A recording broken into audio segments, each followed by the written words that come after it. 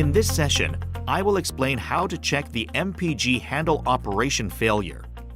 The MPG is used to move the machine in a specified axial direction by turning the dial type handle.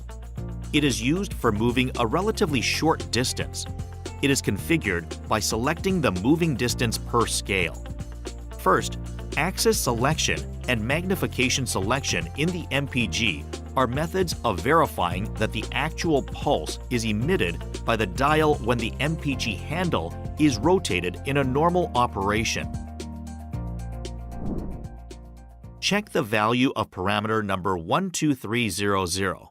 When the value is verified, press the System button, press the right arrow button at the bottom of the screen, and press the PMC Maintenance button.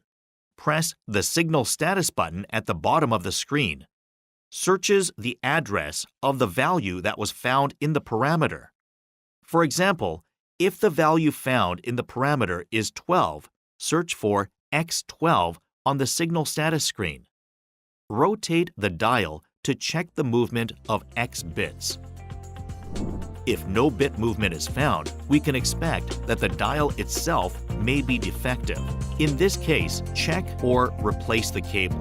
This method is effective when determining the source of the problem, the MPG handle itself or the cable.